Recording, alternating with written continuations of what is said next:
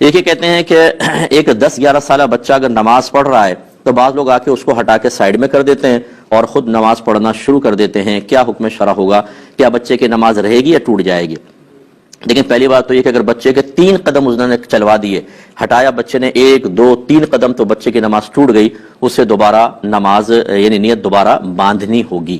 یہ تو ٹوٹنے کا مسئلہ ہو گیا. آپ ذرا جو جتنے ہمارے بزرگان دین سن رہے ہیں وہ ذرا سماعت فرمائیں. مسئلے ہمیں بالکل پتہ نہیں ہوتے، دین کی ABC ہم نے سیکھی نہیں ہوتی، لیکن یہ 45 سال سے نماز پڑھ رہے ہیں، ان کے سفید داڑھی ہے، یہ صاحب جو ہیں مسجد کے انتظامات میں حصہ لیتے ہیں، تو سب سے بڑے مسجد کے مفتی یہی ہیں. یہ جو کریں گے وہ صحیح کریں گے. اب اچھی طرح سمجھنے کہ شرعی مسئلہ کیا ہے. یہ یاد رکھیں کہ جو نیت کا اہل ہو، جس کو شریعت نے جس کی نیت کو ویلڈ مانا ہے، وہ مسلمانوں میں 7 سال کا بچہ ہوتا ہے. یعنی جب وہ 8ویں سال میں لگ جائے تو وہ باقاعدہ نیت کا اہل کہلاتا ہے. اس سے چھوٹا بچہ جو ہوتا ہے اگر نماز کی نیت باندھ بھی لے تو اس کی نماز نہیں کہلاتی، کیونکہ وہ نیت کا اہل نہیں ہے. ہاں اگر سمجھدار بچہ ہے 6-6.5 سال کا مثلا اور بڑا بھی لگتا ہے تو ٹھیک ہے، اس کا بھی اعتبار کرنا چاہیے، لیکن عمومی طور پہ نیت کا اہل 7 سال کا بچہ ہوتا ہے، اسی لیے اس کو سمجھدار بچہ کہتے ہیں.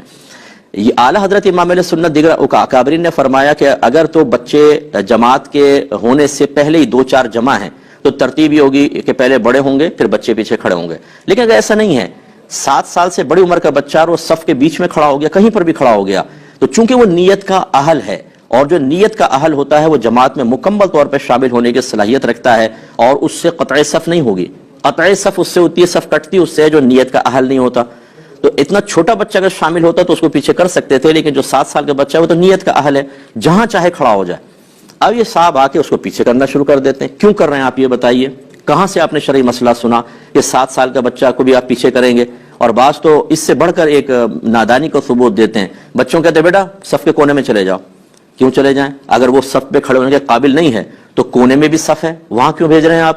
لیکن کچھ پتہ نہیں ہے دین کا، کچھ پتہ نہیں ہے کہ کیا ہے مسئلہ، وہاں چلے جائیں. تو اب 10-11 سال کا بچہ تو یہ بہت بڑی عمر کا بچہ ہوتا ہے، کہاں 7 سال کہاں 10-11 سال کا بچہ. اسے پیچھے کرنے والا گناہ کبیرہ کا مرتکب ہے، شدید گناہ کبیرہ.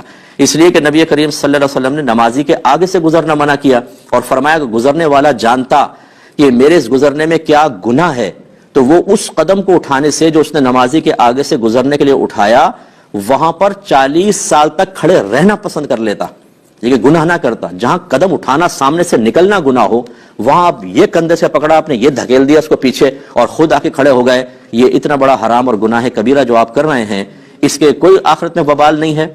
لیکن چونکہ آپ کی داڑھی ہے، چونکہ آپ 45 سال سے نمازیں پڑھ رہے ہیں، کیونکہ آپ کے بال سفید ہو گئے ہیں، اس لیے جو چاہے کریں.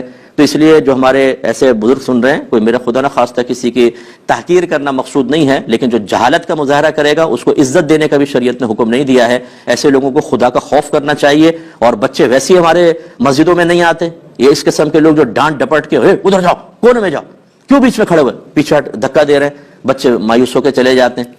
اس سے بہتر ہے کہ آپ مسجد میں نہ آئیں، کیونکہ آپ کو پتہ ہی نہیں کہ کیا کرنا ہے کیا نہیں کرنا، آپ الٹا گناہگار ہوں گے. آخری وقت اپنا وہاں پہ اپنے گھر پہ اللہ اللہ کریں، یہ زیادہ بہتر ہے آپ کے لیے.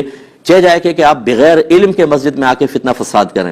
بعض اوقات بچے اتنا شور نہیں کرتے جتنے اس قسم کے لوگ شور مچاتے ہیں. اتنا شور ہوتا ہے، چیخ چیخ کے بچوں کو کہہ رہے ہوتے ہیں. بھائی اگر وہ بچے شور مچا رہے ہیں مسجد میں غلط کر رہے ہیں، لیکن آپ جو ڈبل شور مچا رہے ہیں وہ تو خلاصے کلام یہ ہے کہ برا نہ مانیں. ہمارے الفاظ بعض اوقات آپ کو سخت محسوس ہوں گے، لیکن اگر نبی کریم صلی اللہ علیہ وسلم ایسی چیز ملاحظہ فرماتے تو آپ اسی طرح جلال میں تشریف لاتے ہیں. اصل میں ہم نے تو پڑھی نہیں حدیثیں، سرکار کی رحمت کے واقعات تو پڑھے ہیں، ذرا جلال کی بھی پڑھ لیں کہ نافرمانی رب پہ سرکار صلی اللہ علیہ وسلم کس طرح جلال میں تشریف لاتے تھے.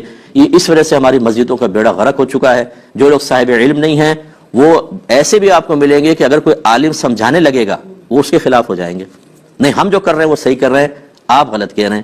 صرف اپنی ایگو، انا، صرف اپنا وہ پن، بڑا پن، اور یہ سوچنا کہ اگر میں ان کی مان لوں گا تو پوری مسجد کہے گی آپ کو تو پتہ نہیں تھا. اس آپ نے آپ کو جھوٹی عزت کے دائرے میں لانے کے لیے اور جھوٹی حقیقی ذلت سے بچانے کے لیے اس طرح کے معاملات. تو بہرحال ایسے بچوں کو بالکل نہ روکا جائے.